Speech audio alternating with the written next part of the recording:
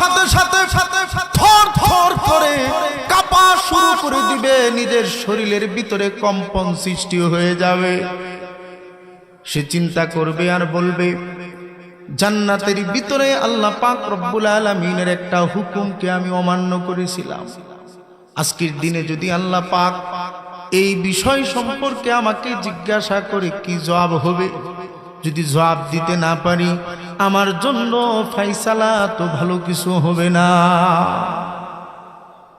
আদম কাতর। এবার আল্লাহ পাক রব্বুল আলামিন হযরত আদম আলাইহিস সালাতু ওয়াস সালামকে বিচারের কাজ করার জন্য যখন দাঁড়াবে, আল্লাহ পাক ডেকে বলবে, রে আদম, আজকের দিনে আপনার কোনো চিন্তা নাই, কোনো ভয় নাই। আমি আল্লাহ পাক রব্বুল আলামিন আপনার ওই ভুল সম্পর্কে আমি আপনাকে কোনো কিছু জিজ্ঞাসা করব না। বিনা জিজ্ঞাসাতে আমি আল্লাহ পাক আপনাকে ক্ষমা করে জান্নাতের সার্টিফিকেটটা আমি আল্লাহ আপনাকে ধরিয়ে দিলাম। আদম আলাইহিস সালাতু ওয়াস সালাম জান্নাতের সার্টিফিকেট পাওয়ার পরে আল্লাহ পাক রব্বুল আলামিন 70 জন ফেরেশতা দিয়ে আদম আলাইহিস সালাতু ওয়াস সালামকে জান্নাতে নিয়ে যাওয়ার জন্য আল্লাহ পাক অর্ডার দিয়ে দিবে। জান্নাতের দিকে ইস্তেকবাল দিয়ে দিয়ে আদম আলাইহিস সালাতু ওয়াস সালামকে নিয়ে যাওয়া হবে। জান্নাতের গেটে যাওয়ার পরে এইবার ফেরেশতারা ডেকে বলবে, ওগো আদম, আপনার জন্য আল্লাহ পাক এই জান্নাতকে নির্ধারণ করেছে। আপনি জান্নাতের গেটে যেয়ে আপনার পরিচয় দিন, আপনার জন্য জান্নাতের দরজা খুলে দেওয়া হবে। আল্লাহর নবী আদম জান্নাতের গেটে যাওয়ার পরে গেটের দরজায় নক করে আদম আলাইহিস সালাতু ওয়াস সালাম যখন জান্নাতের গেটে নক করে, ভিতর থেকে আওয়াজ আসে, আপনার নাম কি, পরিচয় কি, তুলে ধরুন। এইবার ভিতর থেকে আওয়াজ পাওয়ার পরে আদম নিজের নাম আর পরিচয় কি তুলে ধরলেন। তুলে ধরার পরে এইবার দরজাও খোলা হয় না। আদমের জন্য ভিতর থেকে কোনো উত্তরও আসে না। এই দরজায় কোনো রেসপন্স না পাওয়ার পরে আদম এইবার দ্বিতীয় দরজায় যায়। পরিচয় চাওয়ার পরে পরিচয় দিয়ে দরজা খোলা হয় না। এক এক করে আদম জান্নাতের লক্ষ লক্ষ দরজাতে চলে যাবে। নিজের পরিচয় চাওয়ার পরে পরিচয় যখন দিবে, জান্নাতের দরজাও খোলা হবে না। তার জন্য জান্নাতে ভিতরের জন্য কোনো শব্দও আসবে না, আদম থাকবে। এইবার আল্লাহ পাক রব্বুল আলামিন হযরত শীশ আলাইহিস সালাতু ওয়াস সালামকে বিচারের কাঠগড়ায় দাঁড় করাবে। আল্লাহ পাক এইবার আদমের সন্তান শীশকে বিনা হিসাবে আল্লাহ জান্নাতের সার্টিফিকেট দিয়ে দেবে। দিয়ে দেওয়ার পরে তাকেও জান্নাতের গেটে পাঠিয়ে দেওয়া হবে। জান্নাতের গেটে যে যখন নিজের পরিচয় তুলে ধরবে, ভিতর থেকে কোনো আওয়াজও আসবে না, জান্নাতের গেটের দরজাটাও খোলা হবে না। এক এক করে হযরতে মূসা আলাইহিস সালাতু ওয়াস সালাম থেকে শুরু করে 1,24,000 পয়গম্বরকে আল্লাহ পাক রব্বুল আলামিন বিনা হিসাবে জান্নাতের সার্টিফিকেট দিয়ে দেওয়ার পরে এইবার যখন প্রত্যেকেই জান্নাতের গেটে নিজের পরিচয়টা তুলে ধরবে, তুলে ধরার পরে জান্নাতের দরজাও খোলা হবে না। ভিতর থেকে আর কোনো তাদেরকে শব্দও করা হবে না। সকল ফেরেশতা, সকল নবীরা এক এক করে জান্নাতের গেটে ভিড় করবে। এই মুহূর্তে আল্লাহ পাকের বাম পাশে কুরসিতে বসা থাকবে আমার আপনার নবী, বিশ্ব নবী, নবী মুহাম্মদুর রাসূলুল্লাহ সাল্লাল্লাহু আলাইহি ওয়াসাল্লাম। আল্লাহর নবী আল্লাহ পাকের বাম পাশে বসা থাকবে, সবাই দাঁড়ায়। আল্লাহ পাক নিজে কুরসি থেকে দাঁড়ায় যাবে, বলেন আল্লাহু আকবার। আল্লাহ কুরসি থেকে দাঁড়ায়া তার হাবিবকে ডেকে বলবো, আমার হাবিব, এই যে আপনার জন্য আমি আল্লাহ পাক আপনাকে কোনো জিজ্ঞাসা নাই, কোনো কথা নাই, কোনো কিছু নাই, এই যে আমি আল্লাহ আপনাকে জান্নাতের সার্টিফিকেট দিয়ে দিলাম। জান্নাতের সার্টিফিকেট দিয়ে আল্লাহ বলবে, হাবিব আপনি যান আমার জান্নাতকে উদ্বোধন করে আসুন। আল্লাহ পাক রব্বুল আলামিন আমার আপনার নবীর সাথে 70,000 ফেরেশতা দিয়ে ইস্তেকবালের জন্য নবীকে পাঠায় দেওয়া হবে। নবীজি জান্নাতের গেটে যাবে। যায়া দেখবে 1,24,000 পয়গাম্বর জান্নাতের গেটে দাঁড়ায় আছে। সেই দিন আমার আপনার নবী তিনজন নবীর সাথে কথা বলবে, হযরতে আদম আলাইহিস সালাম, হযরতে মূসা আলাইহিস সালাম, হযরতে ইব্রাহিমে খলিলুল্লাহ। এই তিনজন কথা বলবে আগায় আগায়। আমার আপনার নবী প্রশ্ন করবে, আপনারা সবাই জান্নাতের গেটে, কারণ কি? সেই দিন ইব্রাহিমে খলিলুল্লাহ উত্তর দিবে, আমার হাবিব, আমরা প্রত্যেকেই জান্নাতের গেটে আসার পরে ভিতর থেকে আমাদের পরিচয় চাওয়া হয়েছে। আমরা যখন পরিচয় দিয়েছি আমাদের জন্য গেট খোলাও হয় নাই, ভিতর থেকে কোনো উত্তরও দেয় নাই। কি জন্য খোলা হয়েছে না তাও আমরা জানি না। এবার আল্লাহর নবী জান্নাতের গেটে যাবে, যাওয়ার পরে জান্নাতের গেটে যখন নক করবে ভিতর থেকে পরিচয় চাওয়া হবে। চাওয়ার সাথে সাথে বিশ্ব নবী তার পরিচয়কে কালেমা তাইয়্যিবার মাধ্যমে তুলে ধরবে। নবীজি তার পরিচয় দিবে, লা ইলাহা ইল্লাল্লাহু মুহাম্মাদুর রাসূলুল্লাহ। নবীজির পরিচয় দেওয়ার সাথে সাথে জান্নাতের গেটের দরজা যখন খুলে যাবে, আল্লাহর নবী জান্নাতের ভিতরে কদম মোবারক রেখে জান্নাতের দারওয়ান রিদওয়ানকে ডেকে বলবে, রে রিদওয়ান, 1,24,000 পয়গাম্বর এক এক করে জান্নাতের গেটে আসলো, তাদের জন্য কেন দরজা খোলা হলো না? কি হয়েছে? কেন তাদেরকে দাঁড় করায় রাখা হলো? রিদওয়ান, তুমি তার উত্তর দিয়ে দাও।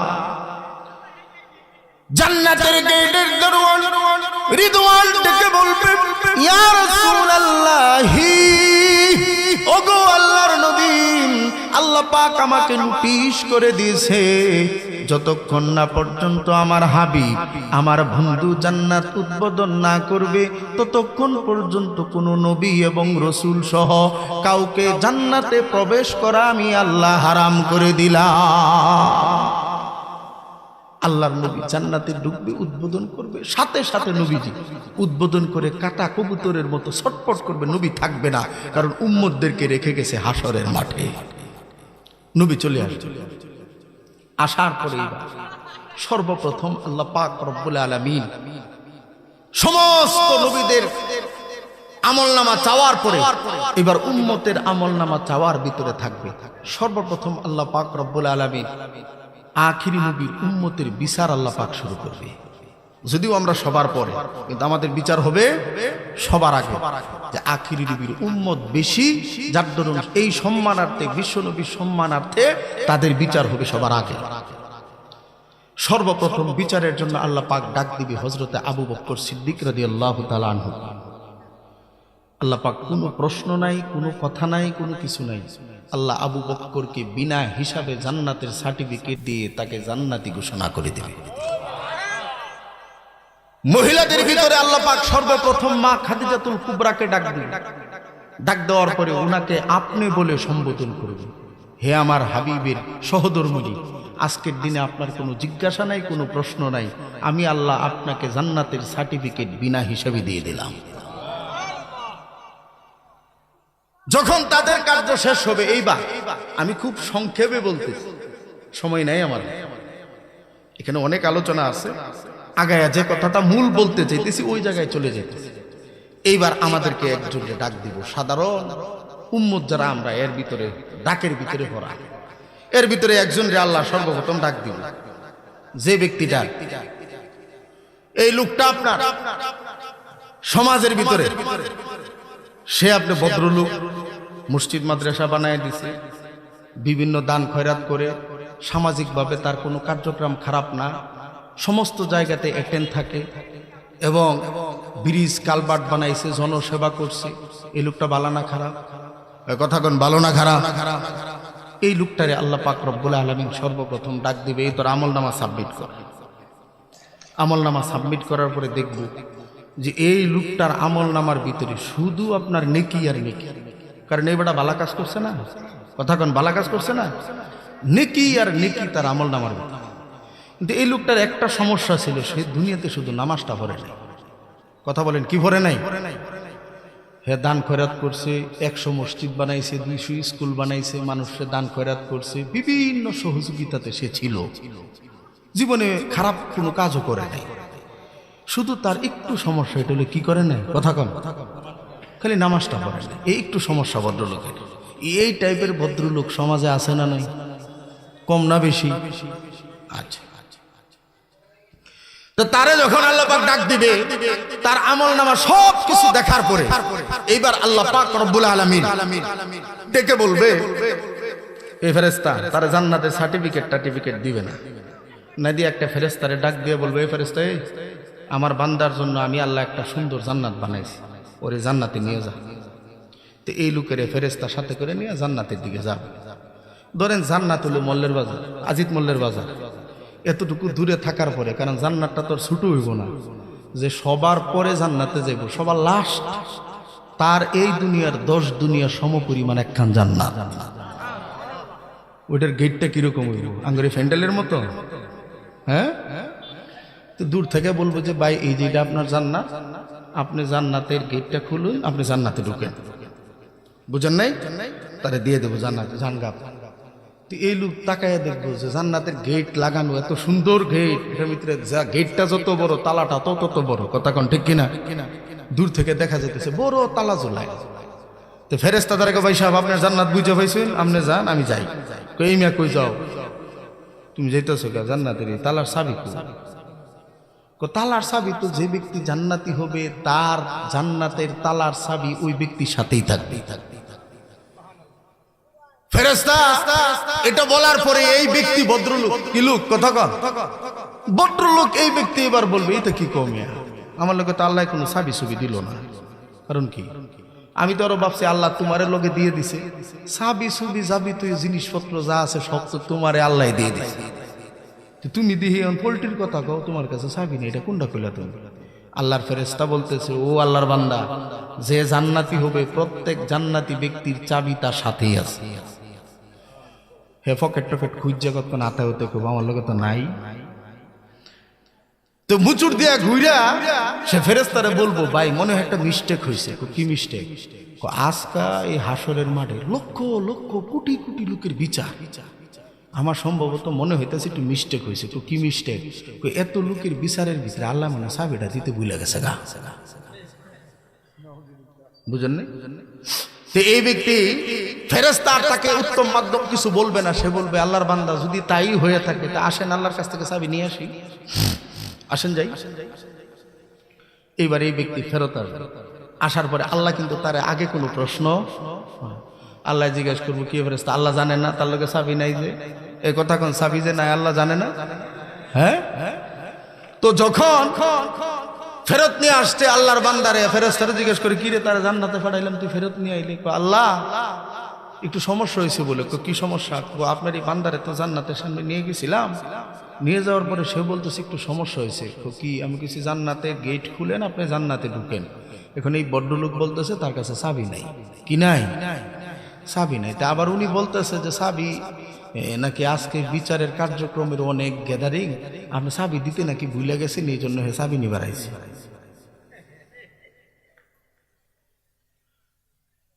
আল্লাহ পাক রব্বুল আলামিন এইবার এই ব্যক্তিকে প্রশ্ন করবে, ইয়াউমা ইখশাফু আন সাকিন ওয়া ইউদাউনা ইলা সুজুদি ফালা ইস্তাতিউন।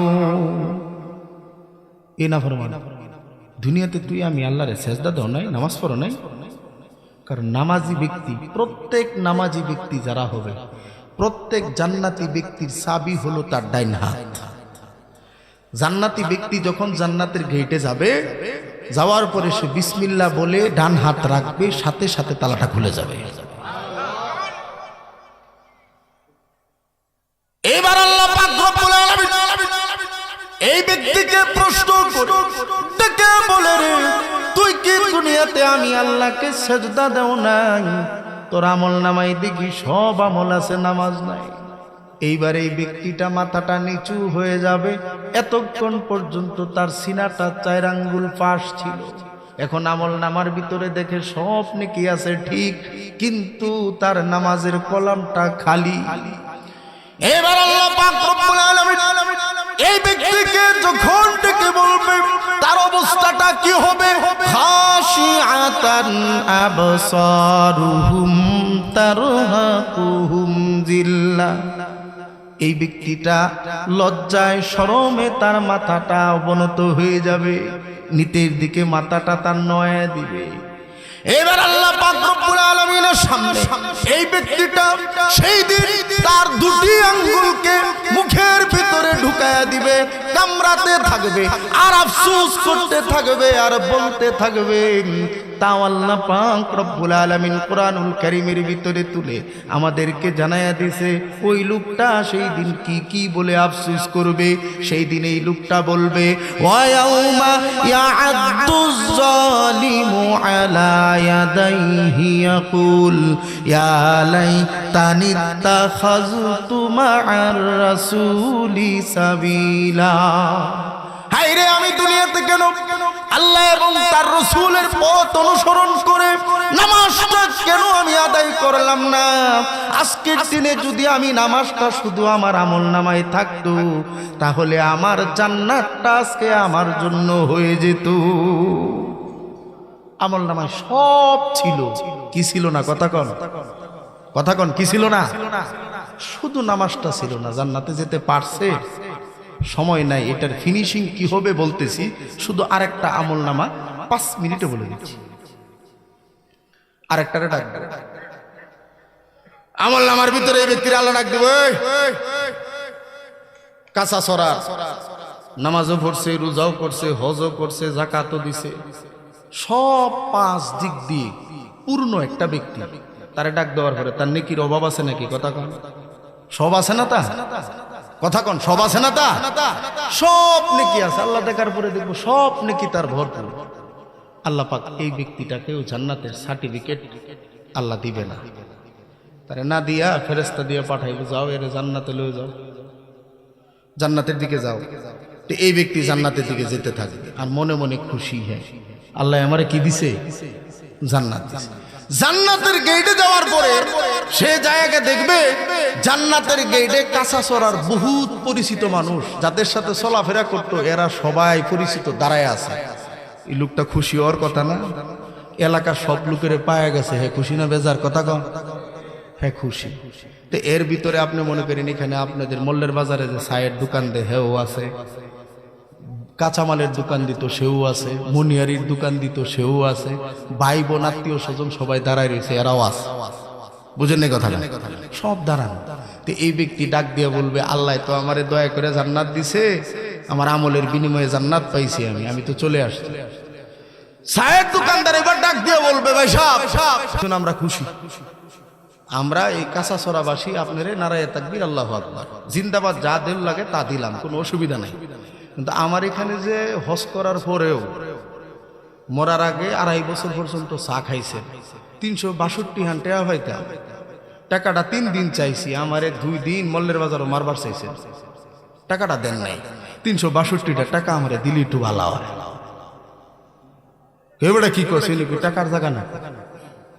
তারপরে আরেক ব্যক্তি দাঁড়ায় বলবো, ওই যে মুনিয়ারির দোকানে 5252 টাকা পাইতো, এখন ওই রাস্তা দিয়ে আর বাজারে যায় না, অন্য রাস্তা দিয়ে যায়, নগদ টাকায় কিনে আনে, ওইখানে আর যায় না। এমন চরিত্রের মুসল্লি আছে না নাই? কথা কন আছে না নাই? রাস্তা পাল্টা হেলাইছে, ওই রাস্তাতে আর যায় না। হে ব্যক্তি কব যে আমার 5252টা টাকা দিলে ভালো হয়। বনে দাঁড়ায় রয়েছে, বনে কো ভাই আমার জামাইটা মরে গেছিল, তোমার কাছে গেছিলাম মাপদর, তুমি মল্লের বাজারে বড় মাপদর দল পাওয়ারে ছিল, আমার ছেলেটা অসহায় অবস্থা খারাপ, তোমারে বলছিলাম আমার যা পাওনা দাওনাটা আছে আমার একটু বুঝাই দিবার লাগে।